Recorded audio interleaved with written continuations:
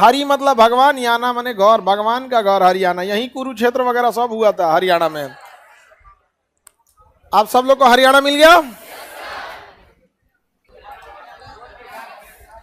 चलिए अब देखिए ध्यान से इधर, तो ये हो गया आपका हरियाणा। हरियाणा के एकदम ऊपर देखेंगे तो कालका मिलेगा।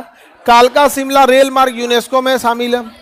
कालका शिमला रेल मार्ग किसमें शामिल है? यूनेस्को में। यूनेस्को में कालका शिमला रेल मार्ग हरियाणा में आता है कालका। किसी को दिक्कत? कालका मिल गया।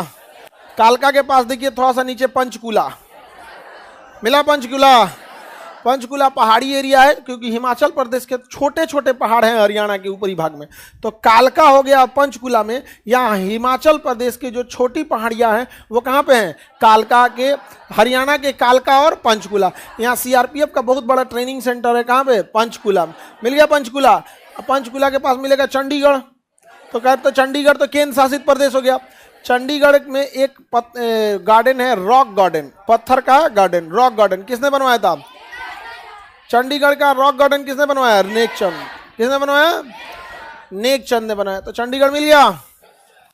किसी को कोई दिक्कत हो तो बोलिए। चंडीगढ़ मिल गया। और वहां थोड़ा सा नीचे देखेंगे तो कैथल और कुरुक्षेत्र।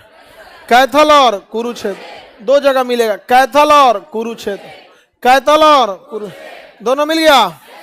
कैथल तथा कैथल और कुरुक्षेत्र। कुरुक्षेत्र में कौन सी लड़ाई लड़ी? महाभारत की लड़ाई। महाभारत की लड़ाई कुरुक्षेत्र में लड़ी गई थी। महाभारत की लड़ाई कहाँ लड़ी गई थी? कुरुक्षेत्र में लड़ी गई थी। किसी को कोई दिक्कत नहीं ना? आगे बढ़ जाए। यहाँ महाभारत की लड़ाई कुरुक्षेत्र में। कुरुक्षेत्र के बगल में देखेंगे तो आपको मिलेगा यहाँ पे करनाल। मिल गया। कुरुक्षेत्र के बगल में आपको मिलेगा करनाल। कल्पना चावला कहाँ की? करनाल। डेयरी अनुसंधान केंद्र करनाल। गाय भैंस के दूध की मात्रा को कैसे बढ़ाया जा सके, कौन सा उन्हें protein, mineral mixture, fat, calcium क्या क्या देना चाहिए, ये सब पे रिसर्च कहाँ होता है? करनाल। मिल गया करनाल। करनाल के ऊपर जाके देखिए अंबाला। मिला अंबाला? ऊपर मिलेगा एकदम। मिला अंबाला? नहीं मिला अंबाला? अंबाला सैनिक छावनी भी है और एयरफोर्स का बेस भी है यहाँ पे। अंबाला कैंट। कैंट कंटोनमेंट को, कंटोनमेंट मतलब होता है सेना की छावनी। कंटोनमेंट मतलब क्या होता है? सेना के। तो जिस तरह से एग्जामिनेशन को शॉर्टकट में एग्जाम कहते हैं, डेमोन्स्ट्रेशन को शॉर्टकट में डेमो कहते हैं, उसी तरह कंटोनमेंट को शॉर्टकट में कैंट कहते हैं। जैसे Banaras cantt, Danapur cantt, Ambala cantt, Bhatinda cantt, वैसे अंबाला कैंट है। रेलवे स्टेशन पे पढ़िएगा ना, लिखा रहेगा अंबाला कैंट। दानापुर में पढ़ेंगे दानापुर कैंट, लिखता है ना दानापुर कैंट। समझ में आ गया कि नहीं? उसी तरह अंबाला कैंट है। और ये अंबाला राफेल जितने जहाज हैं उसका बेस स्टेशन है। अंबाला किसका बेस स्टेशन? राफेल जहाज का। यहां से कौन पास है? चाइना। और यहां से और कौन पास है? तो बेस स्टेशन कौन है?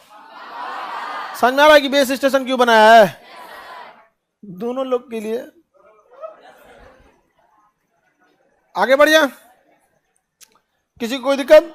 अंबाला क्या है? सैनिक छावनी। अंबाला सैनिक छावनी। तो हरियाणा में ज्यादातर शहर हरियाणा के ऊपरी भाग में आपको मिलेंगे। अब गौर कर रहे हैं, ज्यादातर शहर कहाँ मिलेंगे? ऊपरी भाग में। अब एक चीज नीचे है, ये ध्यान से मेरी ओर देखिए। हरियाणा को जो इस साइड का एरिया जाएगा, ये पश्चिमी साइड का, यहां आपको ज्यादा बड़े शहर नहीं मिलेंगे। यहां एक आपको हिसार मिलेगा। क्या मिलेगा? हिसार।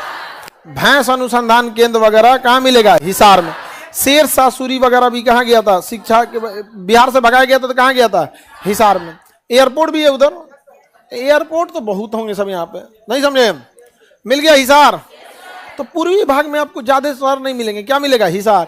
हिसार के बगल में देखेंगे भिवानी साइड मिलेगा, यहाँ पे भिवानी के आसपास। देखिए ध्यान से, हिसार मिल गया बाबू? किसी को दिक्कत हिसार में? हिसार मिल गया? कहाँ है जी हिसार? अब हरियाणा के ऊपरी भाग में बहुत सारे शहर मिलेंगे और हरियाणा का यहां देखेंगे तो दिल्ली मिलेगा। देखिए हरियाणा ने ना दिल्ली को 3 ओर से घेर लिया। हरियाणा ने दिल्ली को कितनी ओर से घेर लिया? कितने ओर से? 3 ओर से घेर लिया। अब दिल्ली बहुत डेवलप एरिया है, चूंकि राजधानी हो तो राजधानी में ना हर चीज़ें होंगी, चाहे वो सर्विस सेक्टर का हो, लॉजिस्टिक हो, आईटी सेक्टर हो, सारा डेवलपमेंट होगा। तो जो भी शहर दिल्ली के आसपास होंगे उनका डेवलपमेंट तो ऑटोमेटिक होने वाला है। जैसे पटना के अगल बगल का एरिया का डेवलपमेंट अपने से हो जाएगा यहाँ पे, वैसे वहाँ पे भी बहुत डेवलप हुआ। तो हरियाणा के जो शहर दिल्ली के आसपास थे, आप देखिएगा हरियाणा के नीचे, दिल्ली के नीचे आपको मिलेगा गुरुग्राम मिला और फरीदाबाद मिला, निचवा गुरुग्राम फरीदाबाद मानेसर। दिल्ली के नीचे देखिए गुरुग्राम फरीदाबाद मानेसर, मानेसर मिला, फरीदाबाद मिला, गुरुग्राम मिला। पहले गुड़गांव नाम था, अभी क्या हो गया गुरुग्राम, क्या हो गया गुरुग्राम। तो गुरुग्राम को ना मिलेनियम सिटी कहा जाता है। यहाँ बहुत बड़ी बड़ी ऑफिसेज हैं, जितने बड़े बड़े कंपनीज देखेंगे ना, ज़्यादातर का हेड ऑफिस आपको या कारपोरेट ऑफिस कहाँ मिलेगा, गुरुग्राम में मिलेगा। बहुत बड़ा शहर है वहाँ पे गुरुग्राम।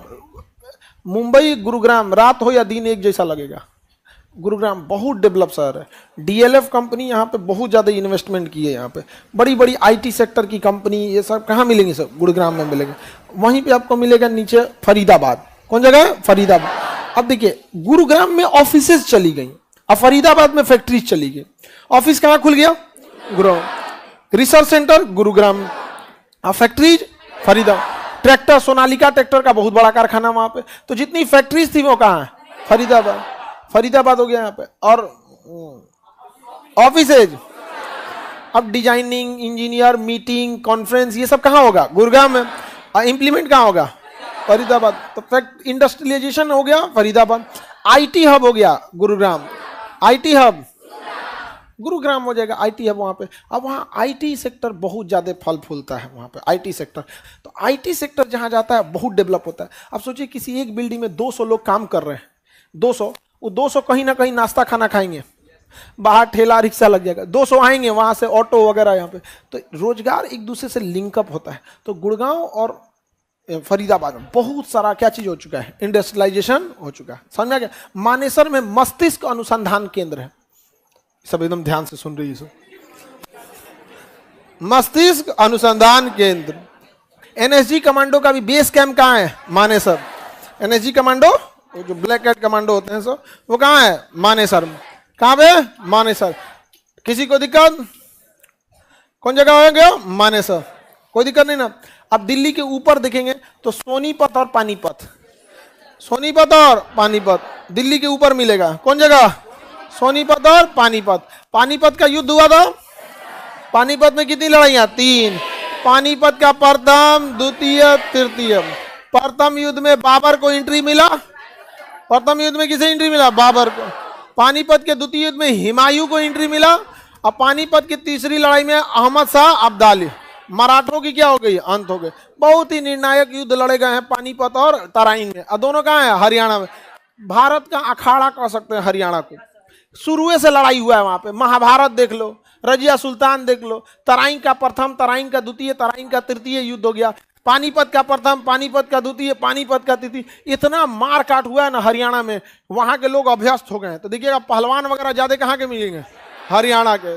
तो जैसा रूप, अब हमारे किसान तगड़ा मिल जाएगा आपको बिहार का, लेके हंसुआ काटते हुए पंजाब तक चल जाता है खेती काटने, नहीं समझे। वही जगह जब था ना, दिल्ली पे कब्जा करने के लिए दिल्ली के पास ही युद्ध लड़ना पड़ेगा। तो दिल्ली के पास क्या हो जाता था, पानीपत, और नहीं तो तराइन। और वो मैदानी एरिया था, घोड़ा वगैरह को लड़ने में भी कोई दिक्कत नहीं होता था। अब जाके कोई हिमाचल प्रदेश में लड़ाई लड़ेगा, घोड़े बिछला जाएगा नीचे, धाए गिर जाएगा, जा सेनापति ढह गए चल जाएगा अंदर, यहाँ पे दिक्कत ना हो जाएगा जी। आगे बढ़े। हाँ, बुनकर का सर कह सकते हैं पानीपत को। आगे बढ़ जाएं, किसी को दिक्कत नहीं ना। बताइए, ये जगह हो गया आपका हरियाणा, हरियाणा। किसी को दिक्कत,